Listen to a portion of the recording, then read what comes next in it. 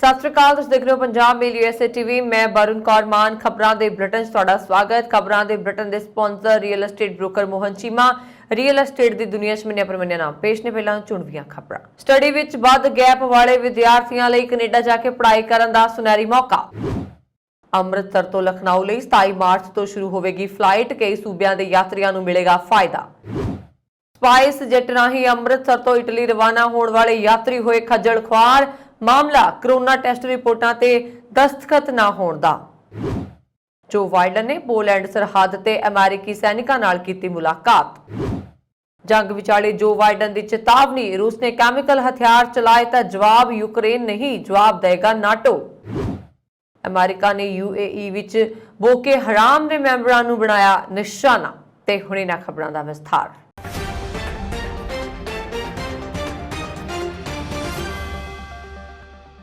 Canada जाके MBA की पढ़ाई करने की योजना बना रहे नौजवानों लिए खुशखबरी है। दरअसल हुण तुसीं पढ़ाई विच गैप के बावजूद भी कनेडा जाके MBA की पढ़ाई कर सकते हो। इसलिए नौजवानों कोल ग्रेजुएशन की डिग्री लाजमी होनी चाहिए है। नौजवानों के कोल MBA की एडमिशन लैण लई अकैडमिक विच घट्टो घट्ट 6.5 बैंड होने चाहिए ने। दस दिए कि MBA 2 साल की होएगी, उस तो बाद 3 साल का वर्क परमिट मिलता है। उत्थे ही जेकर तुसीं ਵਿਆਹੇ ਹੋ ਤਾਂ ਤੁਸੀਂ ਪੜ੍ਹਾਈ ਦੌਰਾਨ ਆਪਣੇ ਪਤੀ ਪਤਨੀ ਨੂੰ ਵਰਕ ਪਰਮਿਟ ਤੇ ਬੁਲਾ ਸਕਦੇ ਹੋ।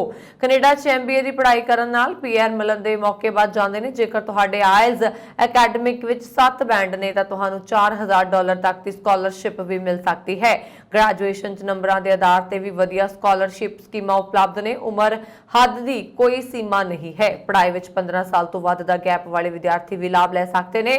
ਜਿਨ੍ਹਾਂ ਵਿਦਿਆਰਥੀਆਂ ਨੇ ਆਇਲਸ ਜਰਨਲ ਕੀਤੀ ਹੈ ਉਹ ਵੀ ਸੰਪਰਕ ਕਰ ਸਕਦੇ ਨੇ। ਇਸ ਤੋਂ ਇਲਾਵਾ 12ਵੀਂ ਪਾਸ ਲਈ ਵੀ ਕਈ ਸਟੱਡੀ ਪ੍ਰੋਗਰਾਮ ਉਪਲਬਧ ਨੇ। ਭਾਰਤ ਵਿੱਚ ਕੋਰੋਨਾ ਦੇ ਮਾਮਲਿਆਂ ਦੀ ਰਫ਼ਤਾਰ ਮੱਠੀ ਪੈ ਗਈ ਹੈ। ਕੋਰੋਨਾ ਦੇ ਮਾਮਲੇ ਘਟਦੇ ਹੀ ਸ੍ਰੀ ਗੁਰੂ ਰਾਮਦਾਸ ਜੀ ਅੰਤਰਰਾਸ਼ਟਰੀ ਹਵਾਈ ਅੱਡੇ ਤੋਂ ਨਵੀਆਂ ਉਡਾਣਾਂ ਦੀ ਪ੍ਰਕਿਰਿਆ ਸ਼ੁਰੂ ਹੋ ਗਈ ਹੈ। ਅੰਮ੍ਰਿਤਸਰ ਹਵਾਈ ਅੱਡੇ ਤੋਂ ਅੰਤਰਰਾਸ਼ਟਰੀ ਤੇ ਘਰੇਲੂ ਉਡਾਣਾਂ 27 ਮਾਰਚ ਤੋਂ ਸ਼ੁਰੂ ਹੋਣਗੀਆਂ, ਜਿਸ ਤੋਂ ਬਾਅਦ ਹੁਣ ਅੰਮ੍ਰਿਤਸਰ ਦਾ UP ਦੀ ਰਾਜਧਾਨੀ ਲਖਨਊ ਨਾਲ ਸਿੱਧਾ ਸੰਪਰਕ ਹੋਏਗਾ। ਇਹ ਉਡਾਣ ਇੱਥੋਂ ਦੁਪਹਿਰ 12:20 ਤੋਂ ਉਡਾਣ ਭਰ ਕੇ 1 ਘੰਟਾ 45 ਮਿੰਟ ਦੁਪਹਿਰ 2:05 ਤੇ ਲਖਨਊ ਦੇ ਚੌਧਰੀ ਚਰਨ ਸਿੰਘ ਅੰਤਰਰਾਸ਼ਟਰੀ ਹਵਾਈ ਅੱਡੇ ਤੇ ਪਹੁੰਚੇਗੀ। ਇਸ ਤੋਂ ਪਹਿਲਾਂ ਇਸ ਸਵੇਰੇ 6:15 ਤੇ ਲਖਨਊ ਤੋਂ ਉਡਾਣ ਭਰ ਕੇ ਸਵੇਰੇ 7:55 ਤੇ ਅੰਮ੍ਰਿਤਸਰ ਹਵਾਈ ਅੱਡੇ ਤੇ ਲੈਂਡ ਕਰੇਗੀ। ਪਹਿਲਾਂ ਲੋਕਾਂ ਨੂੰ ਲਖਨਊ ਦੀ ਫਲਾਈਟ ਲੈਣ ਲਈ ਦਿੱਲੀ ਜਾਣਾ ਪੈਂਦਾ ਸੀ। ਇਸ ਉਡਾਣ ਦੇ ਸ਼ੁਰੂ ਹੋਣ ਨਾਲ ਦੋ ਸੱਭਿਆਚਾਰਕ ਸ਼ਹਿਰ ਆਪਸ ਵਿੱਚ ਜੁੜ ਜਾਣਗੇ ਤੇ ਦੋਵਾਂ ਸ਼ਹਿਰਾਂ ਵਿੱਚ ਕਾਰੋਬਾਰ ਵੀ ਵਧੇਗਾ। ਦੂਜੇ ਪਾਸੇ 에ਅਰਪੋਰਟ ਦੇ ਡਾਇਰੈਕਟਰ VK ਸੇਠ ਨੇ ਦੱਸਿਆ ਕਿ ਅੰਮ੍ਰਿਤਸਰ 에ਅਰਪੋਰਟ ਨਵੀਆਂ ਉਡਾਣਾਂ ਲਈ ਤਿਆਰ ਹੈ ਤੇ ਸਾਰੇ ਪ੍ਰਬੰਧ ਮੁਕੰਮਲ ਕਰ ਲਏ ਗਏ ਨੇ। ਦੱਸਦੇ ਕਿ ਮਾਰਚ 2020 ਵਿੱਚ ਕੋਰੋਨਾ ਸੰਕਟ ਸ਼ੁਰੂ ਹੋਣ ਤੇ ਅੰਮ੍ਰਿਤਸਰ ਹਵਾਈ ਅੱਡੇ ਤੋਂ ਵਿਦੇਸ਼ਾਂ ਲਈ ਉਡਾਣਾਂ ਭਰਨ ਵਾਲੀਆਂ ਆਮ ਉਡਾਣਾਂ ਨੂੰ ਬੰਦ ਕਰ ਦਿੱਤਾ ਗਿਆ ਸੀ। ਉਦੋਂ ਵਿਸ਼ੇਸ਼ ਮਨਜ਼ੂਰੀ ਤੋਂ ਬਾਅਦ ਹੀ ਇੱਥੇ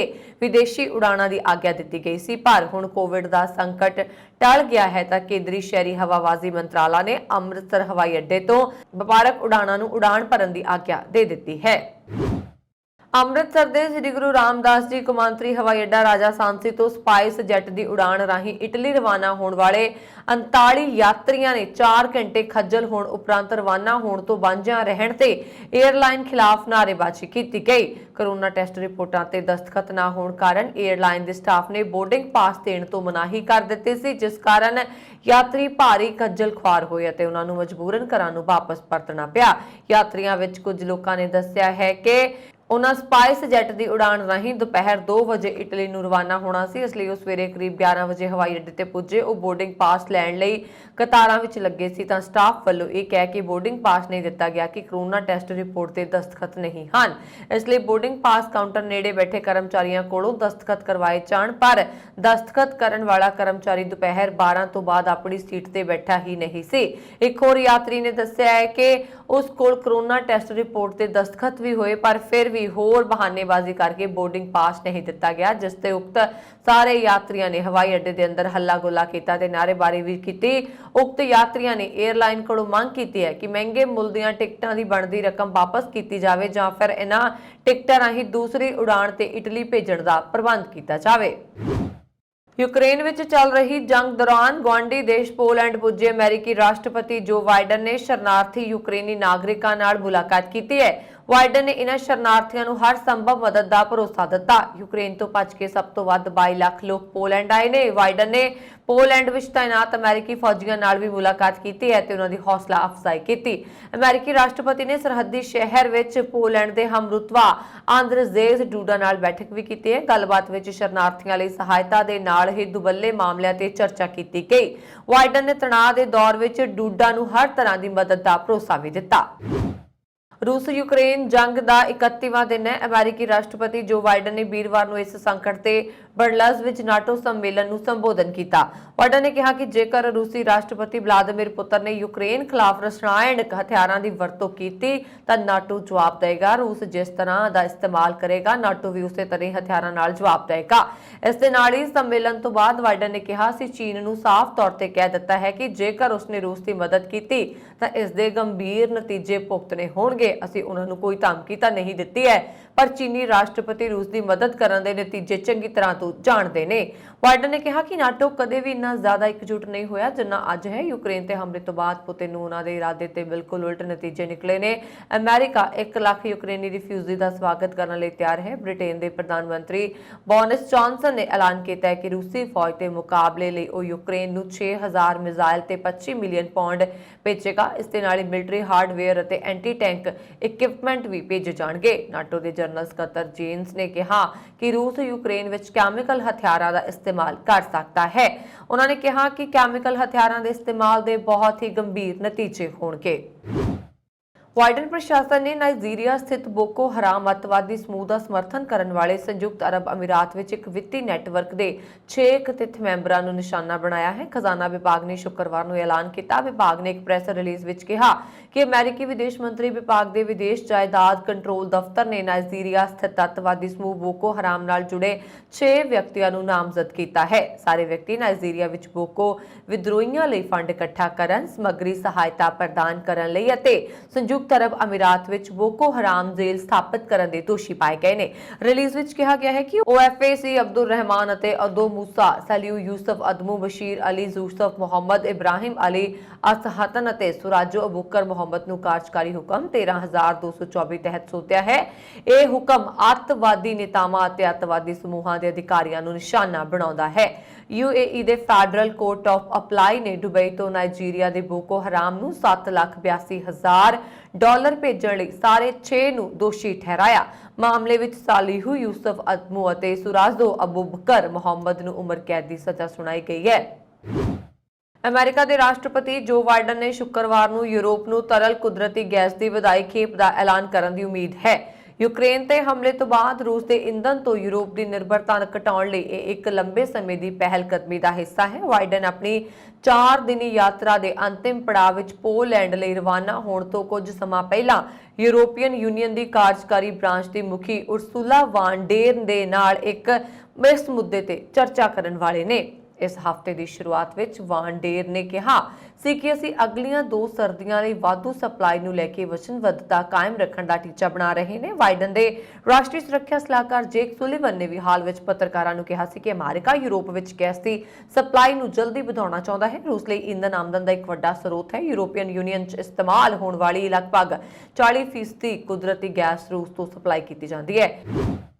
यूक्रेन विच अचानक हमला करन दे 1 महीने बाद रूस ने रणनीतिक विच हैरानीजनक बदलाव का ऐलान किया, जिस विच जोर दे के कहा गया है कि हुण ओह बागियां दे कब्जे वाले डोनबास खेतर ते ध्यान केंद्रित करेगा। इस समय जद रूस पूरे यूक्रेन विच हमले कर रहा उस समय सिर्फ एक खेतर विच ऑपरेशन नूं अंजाम देण दा फैसला हैरान करन वाला है। हालांकि रूस ਵੱਲੋਂ बयान दिंदे होए कहा गया है कि यूक्रेन युद्ध का पहला पड़ाव खत्म हो रहा अते हुण युद्ध का दूजा पड़ाव शुरू हो रहा। हुण सवाल उठ रहे हैं कि रूस युद्ध विच हार दी कगार ते है। रूस के जनरल स्टाफ के उप मुखी सरगेई रुडसोकी ने काफ़ी अहम बयान दिंदे हुए कहा कि ऑपरेशन के पहले पड़ाव के मुख्य मकसदां नूं आम तौर पर पूरा किया गया है। यूक्रेन की फौज की युद्ध समर्था काफ़ी घट हो गई है, जिस कारण मुख्य टीचा डोनबास की आज़ादी प्राप्त करन ते साडी मुख्य कोशिशों ते ध्यान केंद्रित करना संभव हो गया। रूसी फोर्स के जनरल स्टाफ के उप मुखी सरगेई ने इस दे नाल ही अगले पड़ाव की शुरुआत करने की पुष्टि की है। रूस ਵੱਲੋਂ ਯੂਕਰੇਨ ਤੇ ਜਾਰੀ ਹਮਲੇ ਨੂੰ ਲੈ ਕੇ ਅਮਰੀਕਾ ਸਮੇਤ ਕਈ ਦੇਸ਼ ਪੁਤਿਨ ਨੂੰ ਘੇਰਨ ਵਿੱਚ ਲੱਗੇ ਹੋਏ ਨੇ। ਬੈਲਜੀਅਮ ਦੀ ਰਾਜਧਾਨੀ ਵਿੱਚ ਸ਼ੁੱਕਰਵਾਰ ਨੂੰ G7 ਦੇਸ਼ ਦੀ ਅਹਿਮ ਮੀਟਿੰਗ ਹੋਈ। G7 ਦੇਸ਼ਾਂ ਦੇ ਨੇਤਾਵਾਂ ਨੇ ਕਿਹਾ ਕਿ ਬੈਲਾਰੂਸ ਵਿੱਚ ਰੂਸੀ ਰਾਸ਼ਟਰਪਤੀ ਵਲਾਦੀਮੀਰ ਪੁਤਿਨ ਲੁਕਾਸ਼ੇਂਕੋ ਸ਼ਾਸਨ ਨੂੰ ਯੂਕਰੇਨ ਵਿੱਚ ਉਹਨਾਂ ਦੀ ਹਮਲਾਵਰ ਨੀਤੀ ਲਈ ਜ਼ਿੰਮੇਵਾਰ ਠਹਿਰਾਉਣ ਵਿੱਚ ਕੋਈ ਕਸਰ ਨਹੀਂ ਛੱਡਣਗੇ। ਨਾਲ ਹੀ G7 ਨੇਤਾਵਾਂ ਨੇ ਆਪਣੇ ਸੰਯੁਕਤ ਬਿਆਨ ਵਿੱਚ ਕਿਹਾ ਕਿ ਇਸ ਲਈ ਅਸੀਂ ਆਪਣੇ ਸਹਿਯੋਗੀਆਂ ਅਤੇ ਭਾਈਵਾਲਾਂ ਨਾਲ ਮਿਲ ਕੇ ਕੰਮ ਕਰਨਾ ਜਾਰੀ ਰੱਖਾਂਗੇ। ਇਸ ਸੰਯੁਕਤ ਬਿਆਨ ਵਿੱਚ G7 ਨੇਤਾਵਾਂ ਦੀ ਮੀਟਿੰਗ ਤੋਂ ਬਾਅਦ ਆਇਆ ਹੈ, ਜੋ ਅਜਿਹੇ ਸਮੇਂ ਵਿੱਚ ਆਇਆ ਜਦੋਂ ਰੂਸ ਅਤੇ ਯੂਕਰੇਨ ਵਿਚਾਲੇ ਸੰਘਰਸ਼ ਵਿੱਚ ਆਮ ਨਾਗਰਿਕਾਂ ਦੀਆਂ ਮੌਤਾਂ ਤੇਜ਼ੀ ਨਾਲ ਵੱਧ ਰਹੀਆਂ ਨੇ। ਰੂਸੀ ਹਮਲੇ ਨੂੰ ਬੇਲੋੜਾ ਬਿਨਾਂ ਕਾਰਨ ਅਤੇ ਨਜਾਇਜ਼ ਦੱਸਦੇ ਹੋਏ G7 ਨੇਤਾਵਾਂ ਨੇ ਕਿਹਾ ਕਿ ਰੂਸੀ ਅਗਵਾਈ 24 ਫਰਵਰੀ 2022 ਨੂੰ ਯੂਕਰੇਨ ਦੇ ਖੇਤਰ ਵਿੱਚ ਸ਼ੁਰੂ ਹੋਈਆਂ ਫੌਜੀ ਮੁਹਿੰਮਾਂ ਨੂੰ ਰੱਦ ਕਰਨ ਲਈ ਕੌਮਾਂਤਰੀ ਕੋਰਟ ਦੇ ਹੁਕਮਾਂ ਦੀ ਤੁਰੰਤ ਪਾਲਣਾ ਕਰਨਾ ਮਜਬੂਰ ਹੈ। ਅਮਰੀਕਾ ਦੇ ਸੂਬੇ ਨੇਵਾਡਾ ਦੇ ਇੰਟਰਸਟੇਟ 15 ਅਤੇ ਸੈਂਟਰੋਜ਼ ਪਾਰਕਵੇ ਵਿਖੇ ਸ਼ੁੱਕਰਵਾਰ ਨੂੰ ਇੱਕ ਟਮਾਟਰਾਂ ਨਾਲ ਭਰੇ ਹੋਏ ਟਰੱਕ ਟ੍ਰੇਲਰ ਵਿੱਚੋਂ ਪੁਲਿਸ ਨੇ 230 ਪੌਂਡ ਸ਼ੱਕੀ ਕੋਕੀਨ ਨਾਲ 2 ਭਾਰਤੀ ਮੂਲ ਦੇ ਟਰੱਕ ਡਰਾਈਵਰਾਂ ਨੂੰ ਗ੍ਰਿਫਤਾਰ ਕੀਤਾ। ਇਨ੍ਹਾਂ ਡਰਾਈਵਰਾਂ ਦੀ ਪਛਾਣ ਨਾਨਕ ਸਿੰਘ ਅਤੇ ਚੰਦਰ ਪ੍ਰਕਾਸ਼ ਵਜੋਂ ਹੋਈ ਹੈ। ਪੁਲਿਸ ਨੇ ਉਹਨਾਂ ਤੇ ਬਣਦੇ ਦੋਸ਼ ਆਇਦ ਕੀਤੇ ਨੇ। ਪੁਲਿਸ ਮੁਤਾਬਕ ਉਹਨਾਂ ਦੇ ਟਰੱਕ ਟ੍ਰੇਲਰ ਨੂੰ ਜਦੋਂ ਜਾਂਚ ਲਈ ਰੋਕਿਆ ਗਿਆ ਤਾਂ ਉਹ ਘਬਰਾ ਗਏ, ਜਿਸ ਮਗਰੋਂ ਸ਼ੱਕ ਹੋਣ ਤੋਂ ਪੁਲਿਸ ਨੇ ਇਹਨਾਂ ਦੇ ਟਰੱਕ ਟ੍ਰੇਲਰ ਦੀ ਤਲਾਸ਼ੀ ਲਈ। ਤਲਾਸ਼ੀ ਦੌਰਾਨ ਪੁਲਿਸ ਨੂੰ ਟਮਾਟਰਾਂ ਨਾਲ ਲੱਦੇ ट्रेलर ट्रक विचों 230 पौंड कोकीन बरामद हुई। मौके ते फड़ी गई इस शक्की कोकीन की बाजारी कीमत 10.5 मिलियन अमेरिकी डॉलर के करीब दसी जाती है। यह बरामदगी दे के 9 सूया डॉग दे स्क्वाड के अफसरां अते लास विकास की मैट्रोपॉलिटन की पुलिस विभाग की सांझी टीम ने की है। इस मामले में सुरक्षा अधिकारी जांच में लगे हुए हैं। अमेरिका समेत दुनिया के 70 देश हर साल पतझड़ और बसंत में अपनी घड़ियां का समा बदलते हैं। इस तरह 27 मार्च को यूरोप दी सारियां घड़ियां मौजूदा समय तो 1 घंटा अगे हो जाएगियां। दस दईए कि 2001 तो हर साल अक्टूबर और मार्च में गर्मियां और सर्दियों में यूरोप दी घड़ियां का समा बदलता है। इन्हां घड़ियां का समा बदलण तो भाव सर्दियों लई घड़ियां का समा अक्टूबर में 1 घंटा पिछे कर दिता जाता है, जबकि गर्मियां लई मार्च में घड़ियां का समा 1 घंटा अगे कर दिता जाता है। यह समा अक्टूबर और मार्च के अखीरले ऐतवार सवेरे बदलता है। हर साल मार्च महीने के आखिरी ऐतवार सवेरे 2 बजे यूरोप दी सारियां घड़ियां का समा 1 घंटे लिए अगे कर दिता जाता है। उत्थे ही जिहड़ियां घड़ियां तां कंप्यूटराइज्ड ने वो तां अपने आप साल विच एक बार 1 घंटे लिए कदे अगे अते कदे पिछे चलियां जांदियां ने, पर जिहड़ियां कंप्यूटराइज्ड घड़ियां नहीं ने उन्हां नूं सब लोग आप अगे पिछे करते हैं। अमेरिका ने दोहा विच तालिबान नाल मीटिंगां रद्द कर दित्तियां ने। अमेरिकी विदेश विभाग के बुलारे ने शुक्रवार नूं कहा कि इस्लामिक शासन वालों लड़कियां दे सैकेंडरी स्कूलों नूं बंद करन दे फैसले तो बाद दोहा विच तालिबान नाल योजनाबद्ध मीटिंगां नूं रद्द कर दित्ता गया। अमेरिकी विदेश मंत्री एंटनी ब्लिंकन ने लड़कियां लई सैकेंडरी स्कूल बंद करन लई तालिबान दी सख्त आलोचना की है और पाबंदियों के समर्थन में दलीलों को रद्द कर दिता। ब्लिंकन ने कहा सिक्ख्या मनुखी अधिकार है। तालिबान ने वादा किया कि कुड़ियां नूं हर पद्धर की सिक्ख्या दी जाएगी।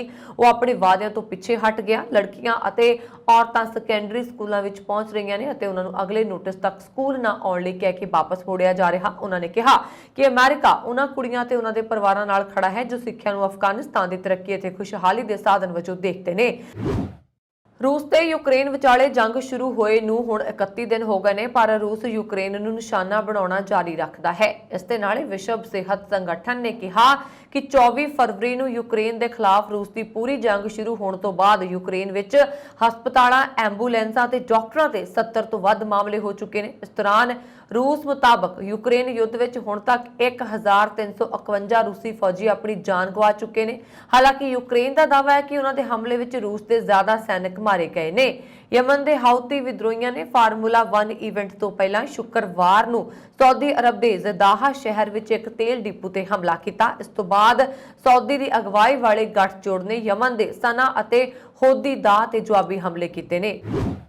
यूक्रेन विच पिछले महीने तो जंग लड़ रही रूसी सेना कई तरह की चुनौतियों का सामना कर रही है। मानसिक स्थिति ते हावी हुंदी निराशा सैनिकों के अगे एक वड्डी चुनौती है। दावा किया जा रहा कि एक रूसी करनल नूं उसदे ही सैनिकों ने ਟੈਂਕ ਥੱਲੇ ਦੇ ਕੇ ਮਾਰ ਦਿੱਤਾ। ਇਹ ਕਰਨਲ ਯੂਕਰੇਨ ਯੁੱਧ ਵਿੱਚ ਸੈਨਿਕਾਂ ਦੀ ਇੱਕ ਟੁਕੜੀ ਦੀ ਅਗਵਾਈ ਕਰ ਰਿਹਾ ਸੀ, ਜਿੱਥੇ ਹੁਣ ਤੱਕ ਪੁਤਿਨ ਦੀ ਫੌਜ ਨੂੰ ਭਾਰੀ ਨੁਕਸਾਨ ਝੱਲਣਾ ਪਿਆ। ਪੱਛਮੀ ਅਧਿਕਾਰੀਆਂ ਨੇ ਕਿਹਾ ਕਿ ਵਿਦਰੋਹੀ ਸੈਨਿਕਾਂ ਨੇ ਆਪਣੇ ਕਮਾਂਡਰ 37ਵੀਂ ਮੋਟਰ ਰਾਈਫਲ ਬ੍ਰਿਗੇਡ ਦੀ ਯੂਰੀ ਮੈਦਵਦੇਵ ਤੇ ਜਾਣਬੁੱਝ ਕੇ ਟੈਂਕ ਚੜਾ ਦਿੱਤਾ। ਸੰਨ ਦੀ ਰਿਪੋਰਟ ਅਨੁਸਾਰ ਇਸ ਹਫ਼ਤੇ ਦੇ ਸ਼ੁਰੂ ਵਿੱਚ ਸਾਹਮਣੇ ਆਈਆਂ ਤਸਵੀਰਾਂ ਵਿੱਚ ਕਰਨਲ ਸਟ੍ਰੈਚਰ ਤੇ ਹਸਪਤਾਲ ਜਾਂਦੇ ਹੋਏ ਦੇਖੇ ਗਏ, ਜਦ ਕੀਵ ਦੇ ਕੋਲ ਮਰਕੀ ਵਿੱਚ ਜ਼ਖਮੀ ਹੋ ਗਏ। ਕਿਹਾ ਗਿਆ ਸੀ ਕਿ ਉਹਨਾਂ ਦੇ ਪੈਰ ਤੇ ਟੈਂਕ ਚੜ ਗਿਆ, ਪਰ ਉਹ ਬਚਣ ਵਿੱਚ ਕਾਮਯਾਬ ਹੋ ਗਏ। ਹੁਣ ਪੱਛਮੀ ਅਧਿਕਾਰੀਆਂ ਦਾ ਮੰਨਣਾ ਹੈ ਕਿ ਗੰਭੀਰ ਸੱਟਾਂ ਦੇ ਚੱਲਦਿਆਂ ਉਹਨਾਂ ਦੀ ਮੌਤ ਹੋ ਗਈ ਹੈ। ਇੱਕ ਅਧਿਕਾਰੀ ਨੇ ਕਿਹਾ ਕਿ ਬ੍ਰਿਗੇਡ ਕਮਾਂਡਰ ਆਪਣੇ ਹੀ ਸੈਨਿਕਾਂ ਦੇ ਹੱਥੀਂ ਮਾਰੇ ਗਏ ਨੇ। ਲਾਸ ਏਂਜਲਸ ਵਿੱਚ ਹੋਈ 37ਵੀਂ ਮੈਰਾਥਨ ਦੌਰਾਨ 51 ਸਾਲਾ ਪੰਜਾਬੀ ਸਿੱਖ ਦਰਬਾਰਾ ਸਿੰਘ ਪੰਡਵਾੜਾ ਨੇ 26.2 ਮੀਲ ਲੰਬੀ ਦੌੜ ਲਗਾ ਕੇ ਰਿਕਾਰਡ ਬਣਾਇਆ। ਡੌਜ਼ਰ ਸਟੇਡੀਅਮ ਤੋਂ ਆਰੰਭ ਹੋਈ ਇਹ ਮੈਰਾਥਨ 4 ਘੰਟੇ 10 ਮਿੰਟ ਵਿੱਚ ਮੁਕੰਮਲ ਹੋਈ ਤੇ ਇਸ ਦੌੜ ਵਿੱਚ ਵਿਦੇਸ਼ੀ ਮੂਲ ਦੇ ਅਮਰੀਕਨਾਂ ਸਮੇਤ ਸੈਂਕੜਿਆਂ ਦੀ ਗਿਣਤੀ 'ਚ ਦੌੜਾਕਾਂ ਨੇ ਹਿੱਸਾ ਲਿਆ। Los Angeles Gurdwara Singh Sabha ਬਿਊਨਾ park ਵਿਖੇ ਸੇਵਾ ਨਿਭਾ ਰਹੇ ਢਾਡੀ ਜਥੇ ਦੇ ਮੁਖੀ ਸੰਦੀਪ ਸਿੰਘ ਲਹਾਰਾ ਨੇ ਦੱਸਿਆ ਕਿ ਦਰਬਾਰਾ ਸਿੰਘ ਪੰਡਵਾੜਾ ਉਹਨਾਂ ਦੇ ਜਥੇ 'ਚ ਕਮਾਲ ਦੇ ਸਾਰੰਗੀ ਵਾਦਕ ਨੇ ਤੇ ਉਹ ਗੁਰੂ ਘਰ ਦੇ ਜਥੇ ਨਾਲ ਸੇਵਾਵਾਂ ਨਿਭਾਉਣ ਦੇ ਨਾਲ-ਨਾਲ ਰੋਜ਼ਾਨਾ ਕਰੀਬ 15 ਮੀਲ ਦੌੜਦੇ ਵੀ ਨਹੀਂ ਤੇ ਮੈਰਾਥਨ ਵਿੱਚ ਇਕੱਲੇ ਹੀ ਸਿੱਖੀ ਸਰੂਪ ਵਿੱਚ ਹੋਣ ਕਰਕੇ ਵਿਸ਼ੇਸ਼ ਖਿੱਚ ਦਾ ਕੇਂਦਰ ਵੀ ਰਹੇ। ਪਿਟਸਬਰਗ ਵਿੱਚ ਪਿਛਲੇ ਸਾਲ ਅਕਤੂਬਰ 'ਚ ਸਾਈਕਲ ਚੋਰੀ ਦੇ ਮਾਮਲੇ 'ਚ ਗ੍ਰਿਫਤਾਰ ਇੱਕ ਵਿਅਕਤੀ ਦੀ ਹੋਈ ਮੌਤ ਦੀ ਅੰਦਰੂਨੀ ਜਾਂਚ ਵਿੱਚ 5 ਪੁਲਿਸ ਅਧਿਕਾਰੀਆਂ ਨੂੰ ਦੋਸ਼ੀ ਪਾਇਆ ਗਿਆ, ਜਿਨ੍ਹਾਂ ਨੂੰ ਬਰਖਾਸਤ ਕਰਨ ਦਾ ਐਲਾਨ ਕੀਤਾ ਗਿਆ। ਪਬਲਿਕ ਸੇਫਟੀ ਡਾਇਰੈਕਟਰ ਲੀ ਸ਼ਮਡਿਟ ਨੇ ਮੇਅਰ ਐਡ ਗਿਨੀ ਨਾਲ ਪ੍ਰੈਸ ਕਾਨਫਰੰਸ ਵਿੱਚ ਗੱਲਬਾਤ ਕਰਦਿਆਂ ਕਿਹਾ ਕਿ ਸੰਬੰਧਿਤ ਪੁਲਿਸ ਅਧਿਕਾਰੀ 14 ਦਿਨਾਂ ਦੇ ਅੰਦਰ ਖੇਤਰੀ ਕੌਂਸਲ ਵਿੱਚ ਆਪਣੀ ਬਰਖਾਸਤਗੀ ਨੂੰ ਚੁਣੌਤੀ ਦੇ ਸਕਦੇ ਨੇ। ਉਹਨਾਂ ਨੇ ਕਿਹਾ ਕਿ ਇਹ ਪੁਲਿਸ ਅਧਿਕਾਰੀ ਸੇਵਾ ਮੁਕਤ ਹੋਣ ਦਾ ਰਾਹ ਵੀ ਚੁਣ ਸਕਦੇ ਨੇ। ਇਸ ਮਾਮਲੇ ਵਿੱਚ 3 ਹੋਰ ਪੁਲਿਸ ਅਧਿਕਾਰੀਆਂ ਨੂੰ ਨੌਕਰੀ ਜਾਰੀ ਰੱਖਣ ਦੀ ਆਗਿਆ ਦਿੱਤੀ ਗਈ ਹੈ, ਪਰ ਮਿਲੀ ਜਾਣਕਾਰੀ ਅਨੁਸਾਰ ਇਹਨਾਂ ਨੂੰ ਦੁਬਾਰਾ ਸਿਖਲਾਈ ਦਿੱਤੀ ਜਾਏਗੀ। ਬਰਖਾਸਤ ਕੀਤੇ ਜਾਣ ਵਾਲੇ ਅਧਿਕਾਰੀਆਂ ਦੇ ਨਾਮ ਜਨਤਕ ਨਹੀਂ ਕੀਤੇ ਗਏ ਨੇ। ਪਬਲਿਕ ਸੇਫਟੀ ਵਿਭਾਗ ਵੱਲੋਂ ਜਾਰੀ ਬਿਆਨ ਅਨੁਸਾਰ 54 ਸਾਲਾ ਜਿਮ ਰੋਜਰਸ ਨੂੰ 13 ਅਕਤੂਬਰ ਨੂੰ ਪਿਟਸਬਰਗ ਪੁਲਿਸ ਨੇ ਹਿਰਾਸਤ ਵਿੱਚ ਲਿਆ ਸੀ। ਹਿਰਾਸਤ ਵਿੱਚ ਉਸ ਨੂੰ ਬਿਜਲੀ ਦਾ ਝਟਕਾ ਦੇ ਦਿੱਤਾ ਗਿਆ, ਜਿਸ ਦੌਰਾਨ ਉਹ ਬੇਹੋਸ਼ ਹੋ ਗਿਆ। ਉਸ ਨੂੰ ਮਰਸੀ ਹਸਪਤਾਲ ਦਾਖਲ ਕਰਵਾਇਆ ਗਿਆ, ਜਿੱਥੇ ਉਹ ਦਮ ਤੋੜ ਗਿਆ। ਕੈਨੇਡਾ ਦੇ ਇਮੀਗ੍ਰੇਸ਼ਨ ਵਿਭਾਗ ਦੀ ਰਿਪੋਰਟ ਅਨੁਸਾਰ ਮੌਜੂਦਾ ਦੌਰ ਵਿੱਚ ਦੁਨੀਆ ਦੇ ਬਹੁਤ ਸਾਰੇ ਦੇਸ਼ਾਂ ਤੋਂ ਨੌਜਵਾਨ ਮੁੰਡੇ ਅਤੇ ਕੁੜੀਆਂ ਪੜ੍ਹਾਈ ਦੇ ਵੀਜ਼ੇ ਨਾਲ ਕੈਨੇਡਾ ਪਹੁੰਚ ਰਹੇ ਨੇ ਅਤੇ ਉਹਨਾਂ ਵਿੱਚ ਸਭ ਤੋਂ ਵੱਧ ਗਿਣਤੀ ਭਾਰਤ ਦੇ ਨੌਜਵਾਨਾਂ ਦੀ ਹੀ ਹੈ। ਇਸ ਸਮੇਂ ਹੋਰਨਾਂ ਦੇਸ਼ਾਂ ਤੋਂ ਕੈਨੇਡਾ ਨੂੰ ਮਿਲ ਰਹੇ ਨੌਜਵਾਨਾਂ ਦੀ ਗਿਣਤੀ ਬੀਤੇ ਸਾਰੇ ਸਮਿਆਂ ਨਾਲੋਂ ਰਿਕਾਰਡ ਤੋੜ ਹੱਦ ਤੱਕ ਵੱਧ ਚੁੱਕੀ ਹੈ। 2021 ਦੌਰਾਨ ਵਿਦੇਸ਼ਾਂ 'ਚ ਲਗਭਗ 4.5 ਲੱਖ ਵਿਦੇਸ਼ੀ ਵਿਦਿਆਰਥੀ ਕੈਨੇਡਾ 'ਚ ਗਏ, ਜਿਨ੍ਹਾਂ 'ਚੋਂ 2,17,140 ਵਿਦਿਆਰਥੀ ਭਾਰਤ ਤੋਂ ਨੇ। ਕੋਰੋਨਾ ਵਾਇਰਸ ਮਹਾਮਾਰੀ ਤੋਂ ਪਹਿਲਾਂ ਭਾਵ ਮਾਰਚ 2020 ਤੱਕ ਹਰੇਕ ਸਾਲ ਤਕਰੀਬਨ 4 ਲੱਖ ਵਿਦੇਸ਼ੀ ਵਿਦਿਆਰਥੀ ਕੈਨੇਡਾ ਪਹੁੰਚਦੇ ਸੀ। 2015 ਦੇ ਮੁਕਾਬਲੇ ਕੈਨੇਡਾ ਨੂੰ ਇੱਕ ਸਾਲ ਵਿੱਚ ਜਾਂਦੇ ਵਿਦੇਸ਼ੀ ਵਿਦਿਆਰਥੀਆਂ ਦੀ ਗਿਣਤੀ ਦੁੱਗਣੀ ਹੋ ਗਈ ਹੈ। ਇਸ ਸਮੇਂ ਦੇਸ਼ ਭਰ ਦੇ ਵੱਖ-ਵੱਖ ਵਿਦਿਅਕ ਅਦਾਰਿਆਂ 'ਚ ਲਗਭਗ 6.5 ਲੱਖ ਵਿਦੇਸ਼ੀ ਵਿਦਿਆਰਥੀ ਦਾਖਲ ਨੇ। ਇਮੀਗ੍ਰੇਸ਼ਨ ਮੰਤਰੀ ਸੀਨ ਫਰੇਜ਼ਰ ਨੇ ਕਿਹਾ ਕਿ ਵਿਦੇਸ਼ਾਂ ਤੋਂ ਸਟੱਡੀ ਪਰਮਿਟ ਪ੍ਰਵਾਨ ਕਰਵਾ ਕੇ ਕੈਨੇਡਾ ਦੇ ਵਿਦਿਅਕ ਅਦਾਰੇ 'ਚ ਆਨਲਾਈਨ ਆਪਣੀ ਪੜ੍ਹਾਈ ਕਰਨ ਵਾਲੇ ਵਿਦੇਸ਼ੀ ਵਿਦਿਆਰਥੀਆਂ ਨੂੰ ਓਪਨ ਵਰਕ ਪਰਮਿਟ ਦੇਣ ਦੀ ਛੋਟ 31 ਅਗਸਤ 2022 ਤੱਕ ਜਾਰੀ ਰਹੇਗੀ। ਇਹ ਸਨ ਹੁਣ ਤੱਕ ਦੀਆਂ ਖਬਰਾਂ। ਮੈਨੂੰ ਵਰੁਣ ਕੌਰ ਮਾਨ ਨੂੰ ਦਿਓ ਆਗਿਆ। ਹੋਰ ਖਬਰਾਂ ਦੇ ਲਈ ਸਾਡਾ YouTube ਚੈਨਲ ਪੰਜਾਬ ਮੇਲ USA TV ਜ਼ਰੂਰ ਸਬਸਕ੍ਰਾਈਬ ਕਰੋ। ਸਤਿ ਸ਼੍ਰੀ ਅਕਾਲ।